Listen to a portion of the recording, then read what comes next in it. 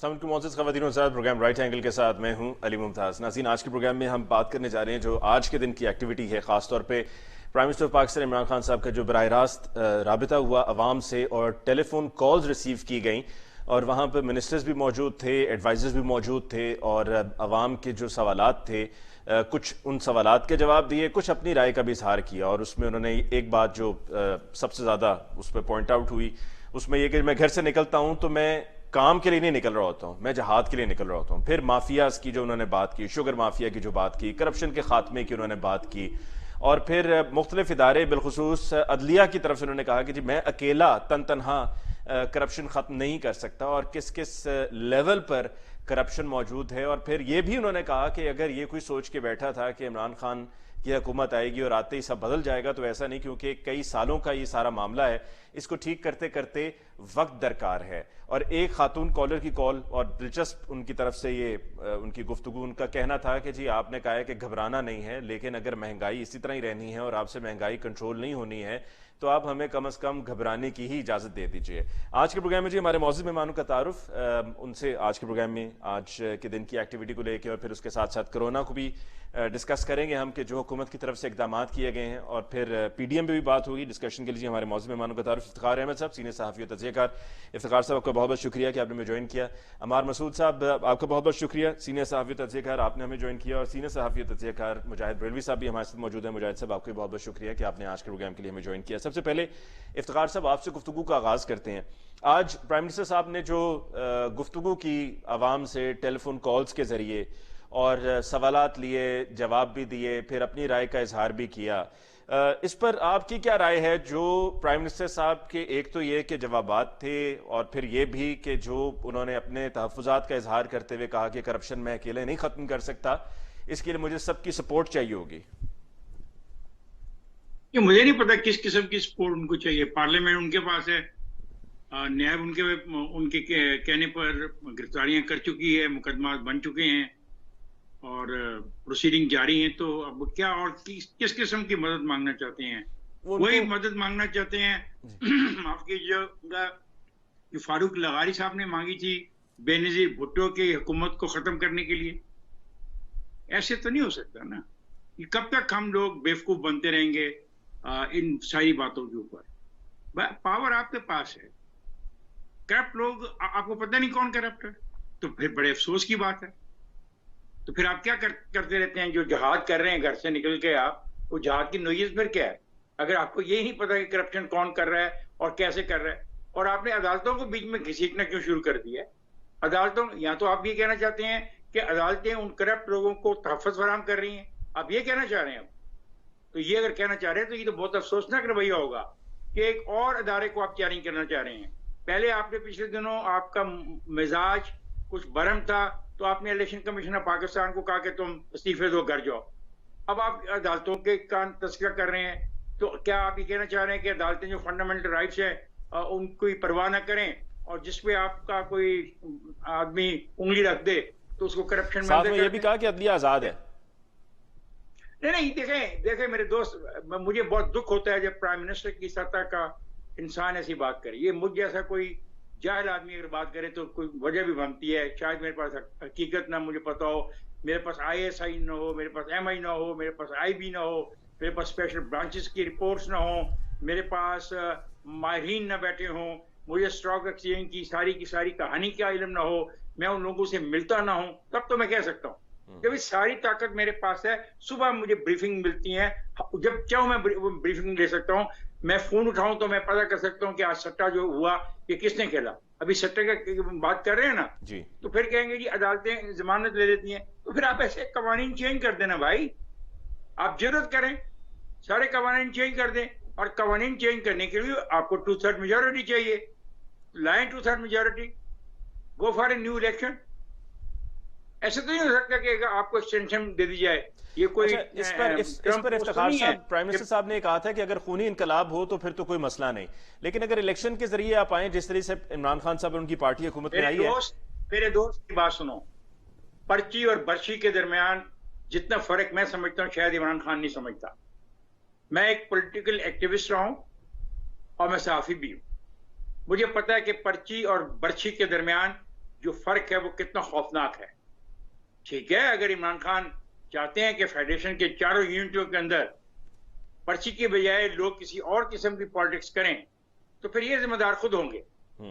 تو جو اس کے نتائج نکلیں گے یہ سمجھتے ہیں کہ یہ جو سرمایہ دار ہیں جن کو یہ پروٹیکٹ کر رہے ہیں, اور یہ وہ پرائم منسٹر ہے جنہوں نے پچھلے دنوں بھی کہا کہ جتنی بھی بلیک منی باہر سے لے آؤ اور سرمایہ کاری کرو ریئل اسٹیٹ میں آ کے. اسی پرائم منسٹر نے کہا, میں نے تو نہیں کہا. تو جب آپ ایک طرف اس قسم کی دعوتیں دے رہے ہوں اور اس قسم کی سہولتیں سرمایہ داروں کو دے رہے ہوں, اور دوسری طرف آپ کہہ رہے ہوں کہ آپ کو پاس وقت کم ہے, آپ کو اور سپورٹ چاہیے, مجھے نہیں سمجھ آتی آپ کب تک یہ کھیل کھیلتے رہیں گے. یہ جو بیڈمنٹن میں ہوتا ہے کہ آپ نے ادھر گیند پھینکی, گیند ادھر سے ادھر آئی, یہ زیادہ ایسا چلے گا نہیں. اور اس کا نقصان عمران خان صاحب آپ کو نہیں ہوگا, پورے کے پورے ڈھانچے کو ہو رہا ہے. ڈھانچہ اتنا بسیدہ ہوتا جا رہا ہے ہر آنے والے دن کہ اس کا مجھے خوف ہے کہ یہ ڈھانچہ ہی نہ بیٹھ جائے. اگر خدا نہ خواستہ اس ڈھانچے کو نقصان پہنچا تو اس کا نقصان فیڈریشن کو بھی ہوگا. بالکل صحیح. ہم ایک بریک لیتے ہیں, بریک کے بعد واپس لوٹ کے آئیں گے تو آپ سے گفتگو جاری رہے گی.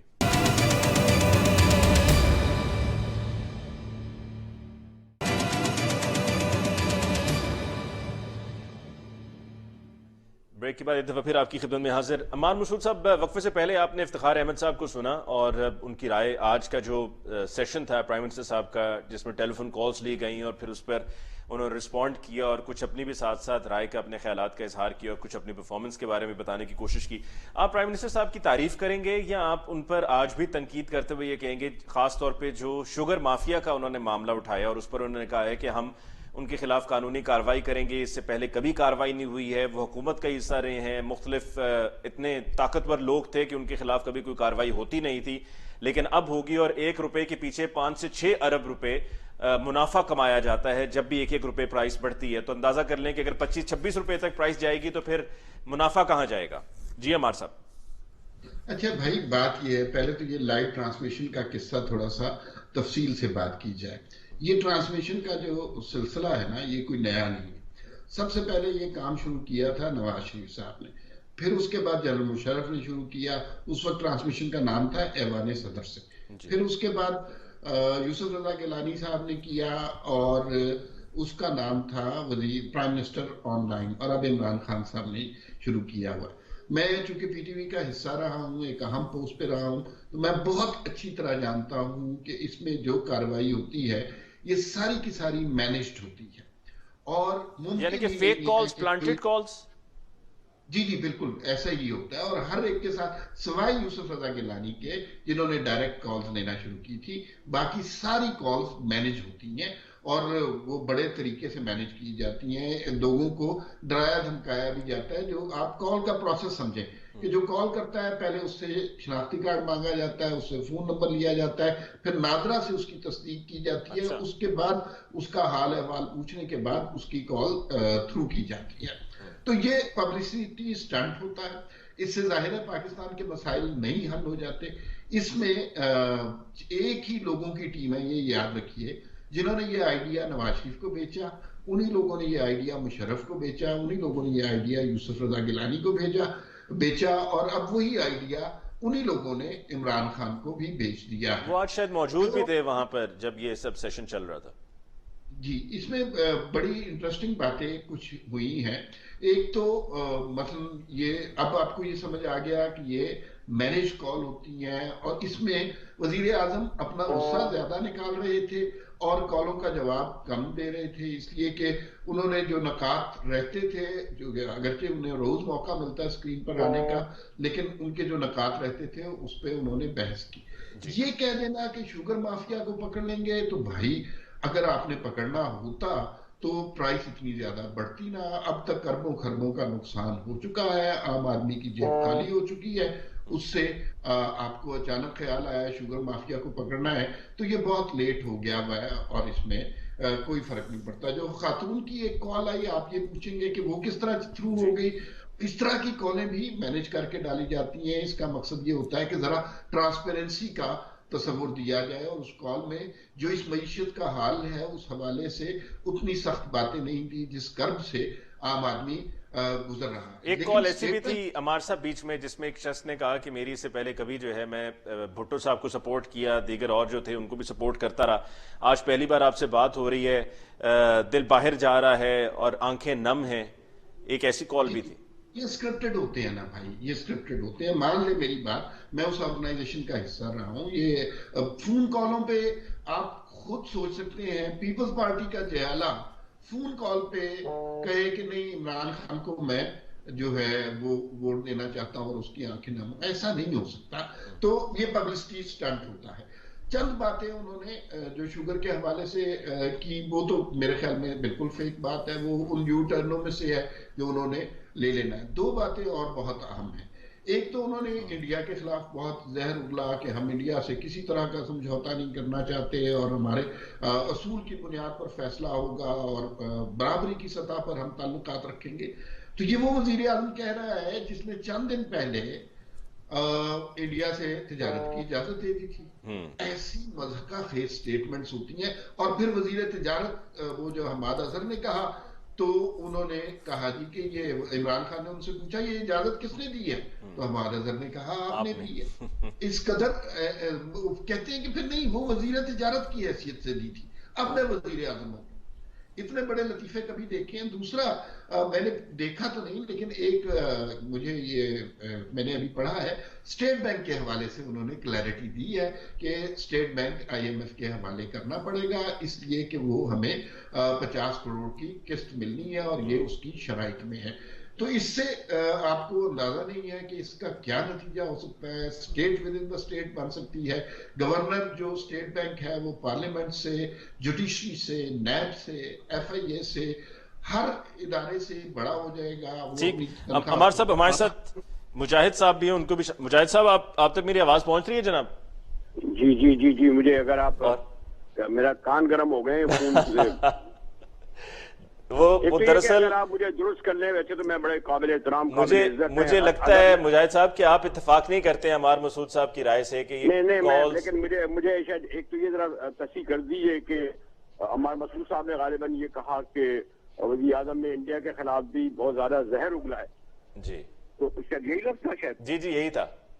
تو ایک تو میں معذرت کے ساتھ میں کوئی اردو داں نہیں ہوں، نہ لکھنے میں نہ بولنے میں، لیکن غالباً یہ لفظ جو ہے وہ تو زہر اگلنے والی بات تو اس معنی میں آتی ہے کہ سوری ٹو سے میرے خیال میں ان کو صرف یہی کہوں گا ہمارے بھائی میرے وہ ہیں، تو اس لفظ سے ذرا سا تھوڑا سا نظر ثانی کریں کہ ہمارے ایک پرائم منسٹر جو ہے وہ انڈیا کے خلاف زہر اگل رہا ہے اور انڈیا جیسے ہماری طرف پھول پھینک رہا ہے. تو یہ مجھے تھوڑا سا ٹھیک ہے عمران خان کی پالیسیوں میں اس سے زیادہ میں کرٹیسزم کروں گا، اس سے زیادہ رائے دوں گا، لیکن اگر اپنے ملک کے پرائم منسٹر کے بارے میں یہ کہا جائے کہ انڈیا کے خلاف زہر اگل رہا تھا تو یہ معذرت کے ساتھ یعنی کچھ بالکل یہ پرسنلائز والا معاملہ ہو جائے گا. میں نے کہا نا کہ میں اس سے زیادہ کرٹیسائز کرتا ہوں. اگر دوسرے بات یہ لیکن مجاہد صاحب یہ کالز والی جو بات عمار صاحب نے بتائی ہے کہ چونکہ وہ پی ٹی وی کا حصہ بھی رہے عمار مسعود صاحب، ان کو پتا ہے کہ سارا سلسلہ کیسے چلتا ہے کہ جب کال کی جاتی ہے. وہ ایک بات تھی، لیکن یہ جو میں نے کہا نا کہ میں نے آپ سے لفظ استعمال کرا کہ کیا مجھے تو یہ لفظ مناسب نہیں لگتا نا، یہ والی بات کہ زہر اگلنے والا لفظ تو کیا آپ سمجھتے ہیں جائز ہے؟ صحیح ہے.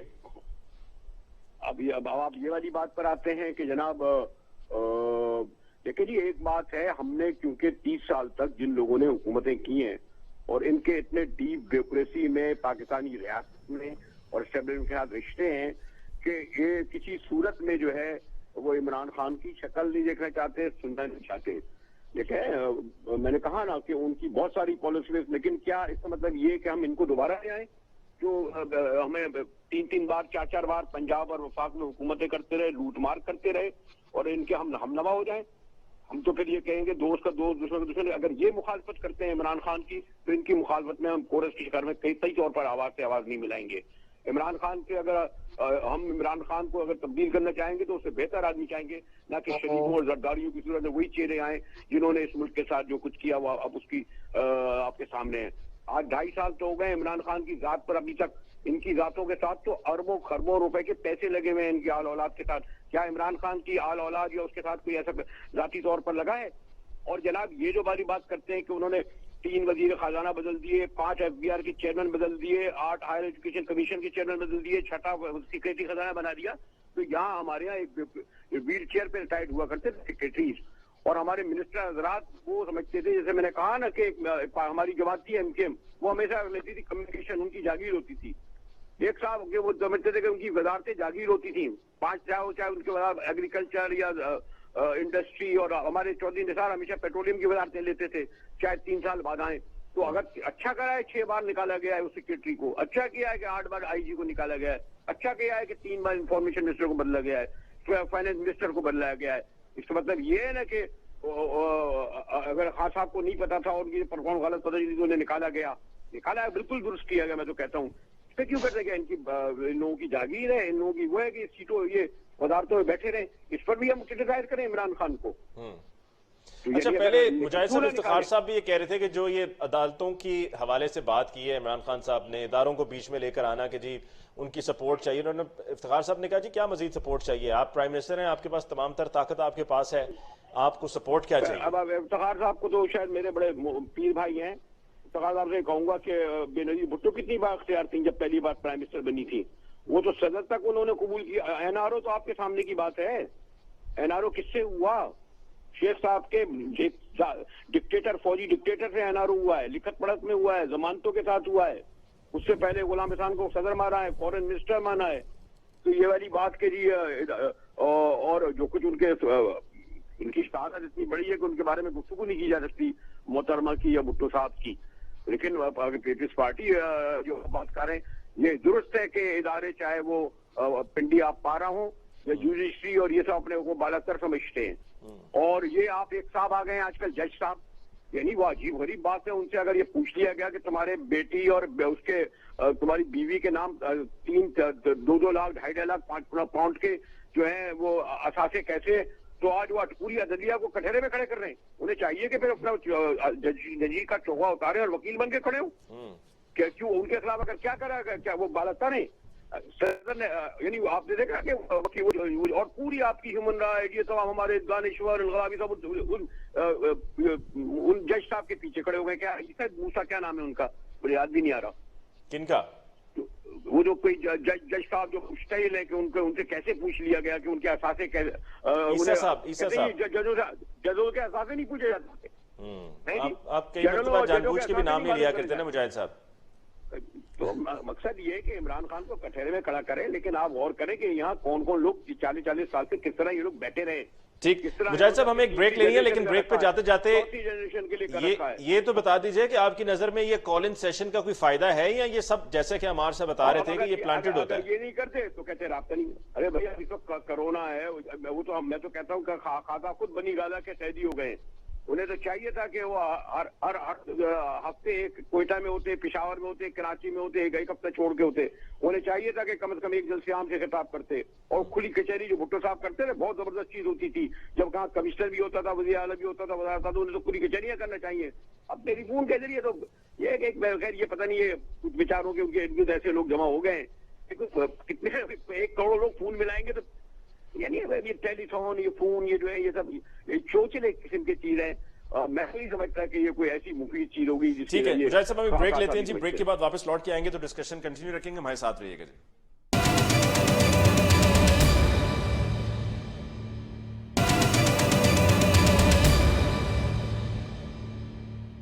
ناظرین بریک کے بعد ایک دفعہ پھر آپ کو کہتے ہیں خوش آمدید. عمار مسعود صاحب، مجاہد صاحب نے اپنی رائے کا اظہار کرتے ہوئے جو آپ نے پرائم منسٹر صاحب جو انڈیا کے حوالے سے بات کر رہے تھے، آپ نے کہا جی زہر اگلا، اس پر مجاہد صاحب کا اعتراض تھا کہ بھارت ہمارا دشمن ہے. ان کے لیے اگر پرائم منسٹر آف پاکستان ایسے جملے استعمال کر رہے ہیں اور اپنے خدشات تحفظات کا دشمن کے حوالے سے بات کرتے ہوئے اظہار کر رہے ہیں تو یہ مناسب نہیں تھا جو لفظوں کا چناؤ تھا آپ کا. بھائی دیکھیں بات یہ ہے، اس کو نیگیٹو ٹرم میں نہیں کہا. میں تو چاہتا ہوں کہ وہ زہر اگلیں، اور میں یہ بھی چاہتا ہوں کہ وہ اپنے عمل سے بھی یہ ثابت کریں. مسئلہ صرف یہ ہے کہ یہ صرف لپ سروس رہ گئی ہے، یہ صرف نعرے رہ گئے ہیں. اس کے پیچھے آپ کے کوئی پریکٹیکل سٹیپ بالکل نہیں رہے. کیا سٹیپس ہونے چاہیے ہمارے ساتھ؟ پہلے میں نے آپ کو مثال دی ہے، چند دنوں پہلے یہی وزیر اعظم، یہی وزیر تجارت بن کے انڈیا سے تجارت کرنے چلا تھا. تو بھائی اس کا مطلب ہے کہ یہ صرف لپ سروس ہے. آپ اپنے اعمال سے ثابت نہیں کر رہے. آپ ذرا بات کر رہے ہیں کہ کشمیر کے وزیر اعظم نے کیا کیا. सवाए आधे घंटे के लिए बाहर धूप में खड़ा किया लोगों को, उसके बाद क्या जहर किया? उगलना तो लफ्ज क्या इस्तेमाल पॉलिसी नहीं है? होता क्या ना जबान में, स्ट्रेटजी है? जहर उगलना अक्टूबर हुआ। बाद नहीं, मुजाहिद साहब, अमार साहब का कहना है कि वो लिप सर्विस है, और मैं लिप सर्विस है तो यही कहना, लिप सर्विस है। जहर उगलना तो लफ्ज इस्तेमाल कहीं बामानी होता है क्या? मिनिस्टर का इंडिया के खिलाफ कहना।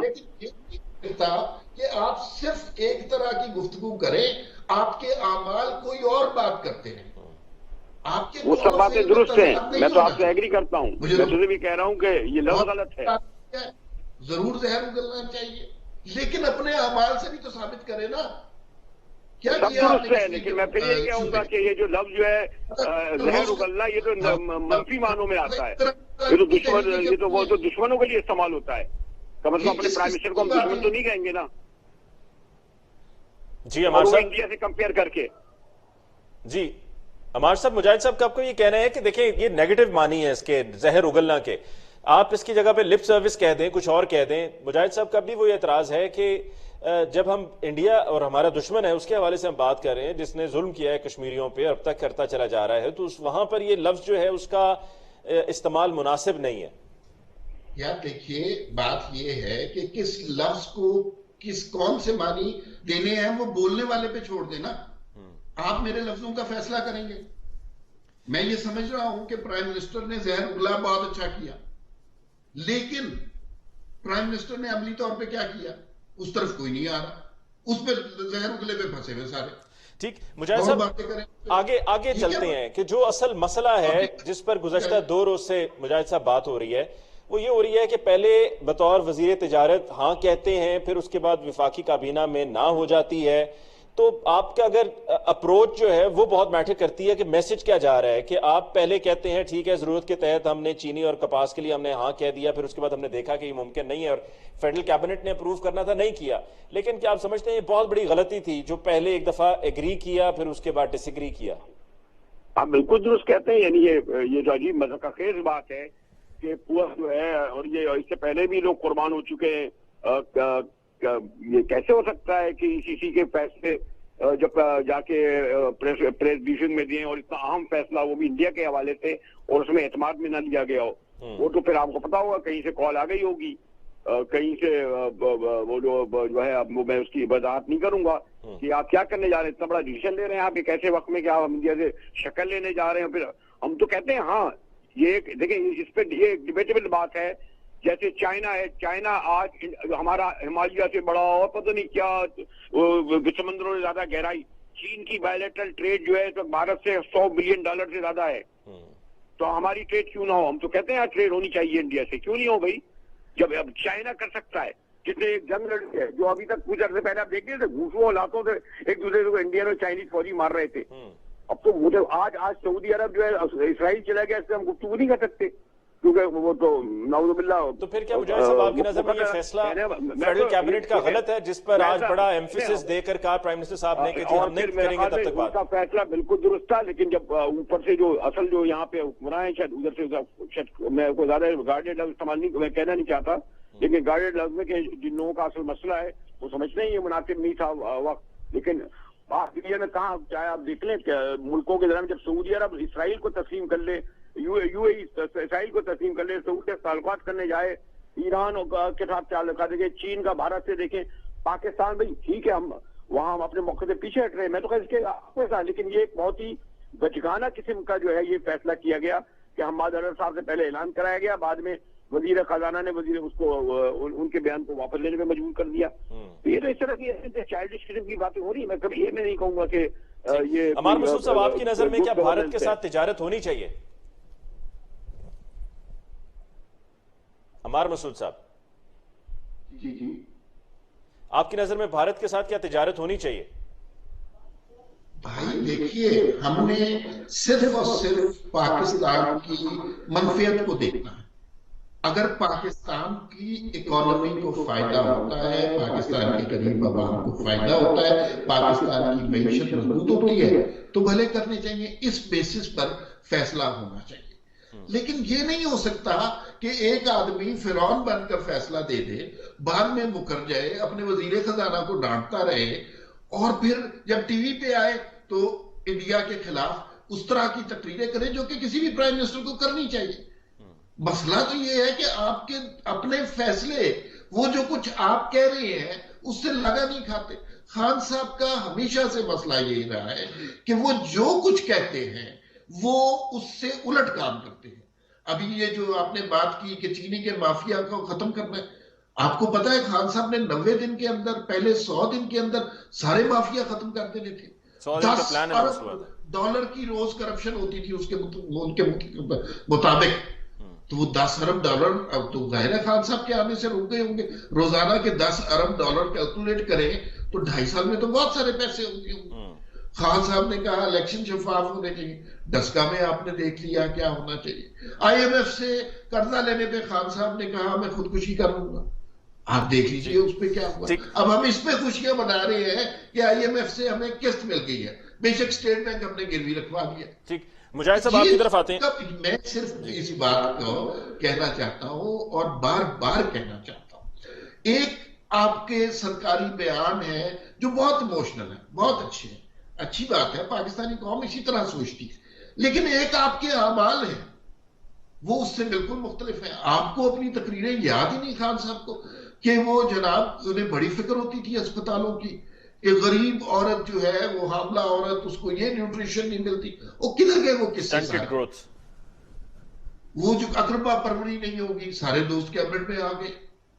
کوئی بات تو کرے منی گالا کا گھر ریگولرائز کیسے ہوا, آپ کی طرف آتے زبان پاک کا گھر کس نے مجاہد صاحب یہ لگتا ہے کہ مہنگائی پر کنٹرول پرائم منسٹر صاحب اور ان کی حکومت کر پائے گی, یا یہ صرف محض باتوں کی حد تک ہی معاملہ ہے؟ اور بس جب آج جیسے کہ پرائم منسٹر صاحب نے کہا تو ہم نے دیکھا ہے کہ جی پنجاب میں لاہور شہر میں جو کمشنر ڈپٹی کمشنر ہیں ان کی پھرتیاں نظر آ رہی ہیں, حکم جاری کر دیا ہے کہ جی چیک کرو کہاں پہ چینی مہنگی ہے, کہاں پہ کوئی چیز مہنگی بیچی جا رہی ہے. تو صرف یہ دکھاوے کا کام ہے اور کچھ بھی نہیں ہے, اور ہونا بھی کچھ نہیں ہے. ایک منٹ مجھے دیجیے گا. دیکھیے اس طرح مہنگائی کم ہوگی.